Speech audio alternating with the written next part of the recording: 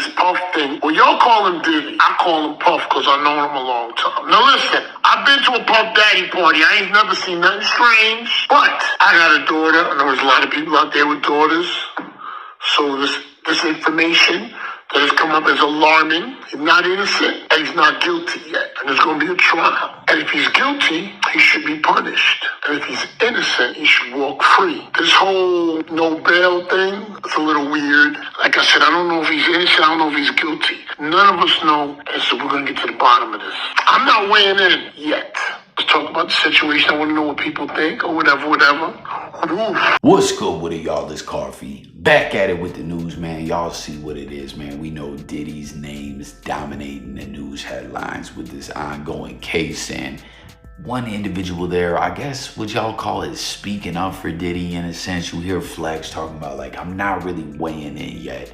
But he would go as far to say he been to some Diddy parties and never seen none of this wild-ish that individuals were talking about. And, you know, we see a lot of stuff coming up about parties that he had in the past with Leonardo DiCaprio, Regis Philbin, the white parties in the Hamptons and all that, and just all these different parties, you know. And it's like, is there a difference between just the typical Puff party in these freak-offs, these alleged freak-offs, we have to say, even though there's footage and all that, they're being said that the feds have in, you know, their possession. But, you know, allegedly is the key word. Is still going on through court. And that's what you hear Flex talking about. Like, he's not guilty. He's not innocent. He's like, I'm a father. If he's guilty, he should do time. If not, he should walk free. But as far as the no bail thing, he's saying he feels that's kind of weird. And that was the big thing. Everyone, I want to know what y'all think about there being no bail, right? Is with the arrest, I just did a video, I'll pin it below. Go tap into it, right? Where Diddy was going to turn himself in to federal custody on a Tuesday, right? The feds surprised him, bagged him on a Monday, then they went, ran up in his hotel room. He was in Midtown Manhattan. They found some ecstasy up in there. So Diddy still had some party favors on deck even one day before he's ready to turn himself in. Man, I swear, Diddy been staying high for years, I think. I don't know. Y'all let me know what you think.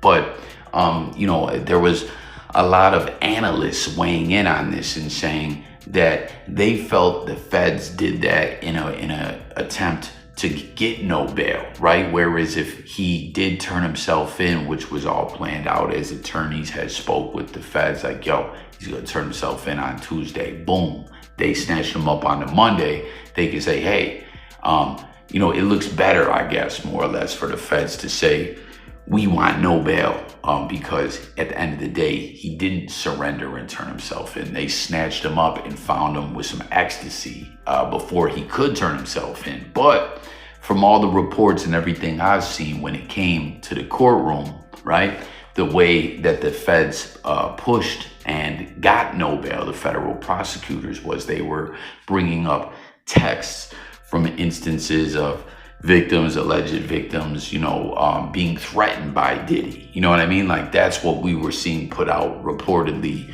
how the feds obtained the no bail, was saying, hey, witness tampering. Diddy has a history of witness tampering, so he needs to remain behind bars in custody while the case plays out because he could get to some witnesses, you know, not what these other analysts were saying, hey, that's why they grabbed him up a day early before he turned himself in, you know, so they could say, hey, he didn't surrender. He shouldn't have bail. They were talking about the witness tampering. But at the end of the day, you know, as Funk Flex was talking about, the case is just going. Funk Flex, very unpopular individual ever since all the ish with Diddy. Or, I'm sorry, not Diddy, Tupac. Y'all remember that? He lied. Y'all remember? Like, ever since then, Funk Flex popularity points went down like a motherfucker. Like, I don't know. I just don't think Funk Flex, like, gets the love he used to get. But nonetheless, you hear what Funk Flex is saying about the Diddy case and, you know, his opinion thus far. calling himself not weighing in yet. But in a sense, to me, it sounded like he kind of was weighing in. But I don't know. Y'all let me know what you think. In other news, this is crazy to me. Did y'all know there's motherfuckers that were not aware where Eminem got his name from? Marshall Mathers, Eminem. And then instead of M&M, the candy, just spelled out the way it sounds, Eminem, you know what I mean? And then he was able to trademark it as his own as well. I couldn't believe that there was people that didn't know this. There was a whole Reddit post out there. Yo, does anyone know why Eminem calls himself Eminem? These goofy ass, half-ass, not knowing ish ass rap fans. And that's the things too, when it comes to Eminem, as there's always these debates about Eminem, if he's respected, most people respect him as a lyricist, respect his lyrical abilities and all that. But y'all heard that narrative, I'm sure, a million times over. M can flow, this, that, and the third. But motherfuckers don't bump his music in the hood, etc. How many times have y'all heard that one? You know what I mean? But one thing about Eminem that I think a lot of people who really love hip hop get sick of, and kind of, by proxy, kind of have some distaste for Eminem behind it, is these fake ass fans like this, the stans, you know what I'm saying, who ain't really the hardcore stans that ain't really hip hop fans, don't know ish about hip hop, don't have respect and such for hip hop or the history of hip hop, the music, the art form, and all that, which Eminem does, which Eminem studied, which Eminem himself truly loves. You get these bum ass, fake ass hip hop fan stands that do goofy ish we're talking about, and then don't even know where the man got his name from. You know what I'm saying? It's a bad look, and often Eminem catches a lot of that flack from people who love hip hop because of the goofiness that the stands do. You know what I'm saying? Comment and let me know your thoughts about that. And anyone out there, if you didn't know where the man got his name from, please comment that below as well. And then last up on the news on this one, man, Snoop Dogg, big Snoop Dogg, right? I would say most known, most popular rap artist in the whole world. I always say, whenever Snoop's name comes up, motherfuckers' grandmas know who Snoop Dogg is.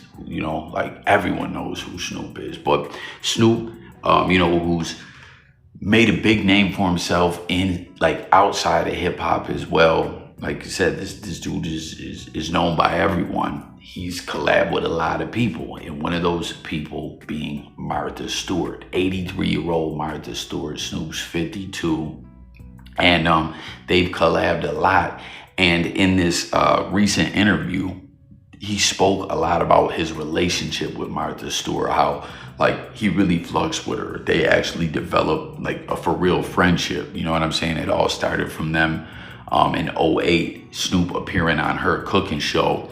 And, from there, they just went on to do business. And he spoke at great length about it, how they have a for real, relationship. They fuck with each other heavily. He said, this is about them doing business and whatnot.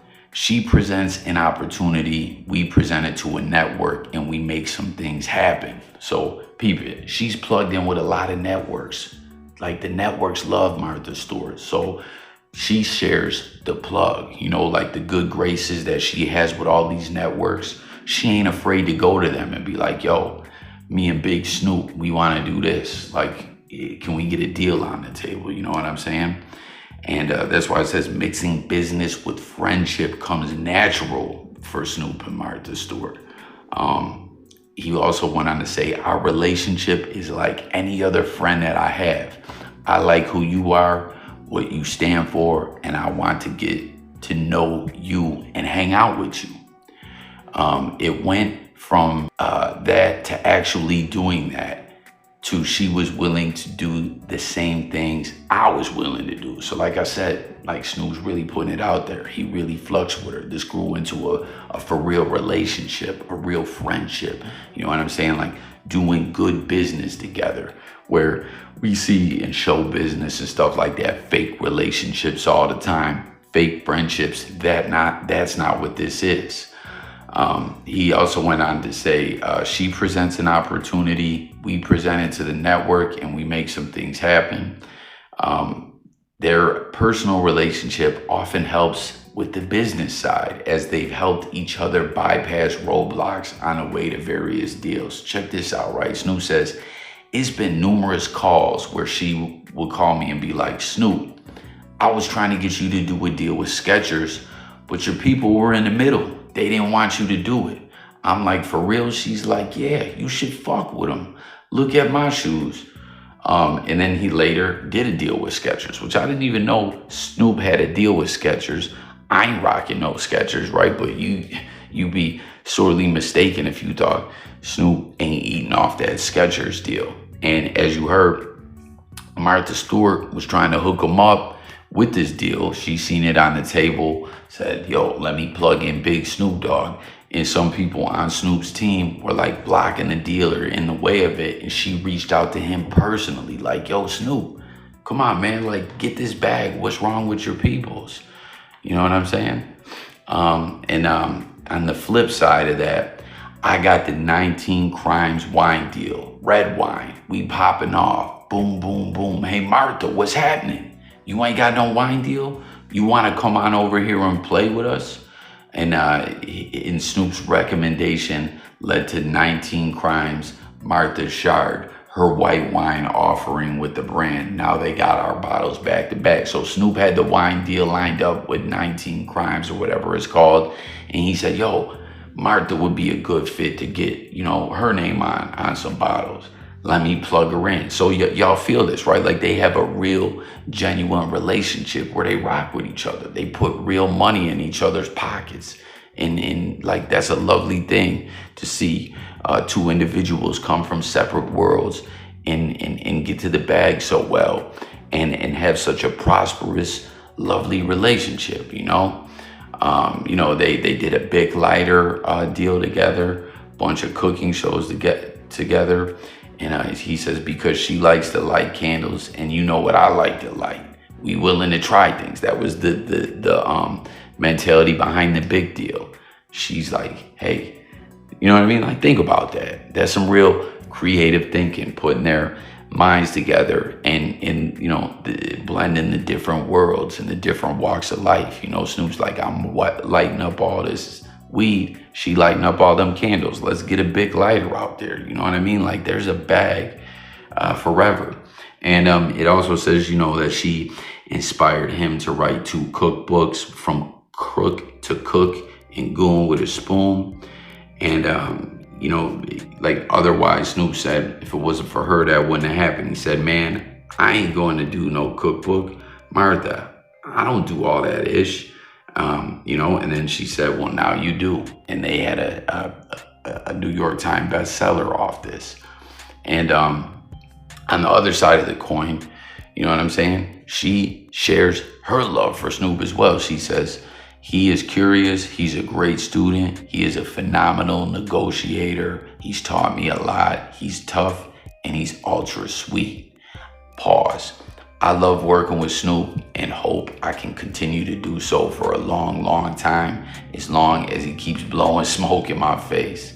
So there y'all have it, man. Snoop and Martha Stewart. I thought that was really intriguing and interesting and had to tap in with y'all on that. You know what I mean? So hit the comments with your thoughts on all that. The Eminem goofy ass Stan-ish we were just talking about, and fuck Flex weighing in on the Diddy case. That's going to do it for this one. Once again, subscribe, hit the buttons. Let's talk in the comments. This Coffee signing out, y'all. Peace.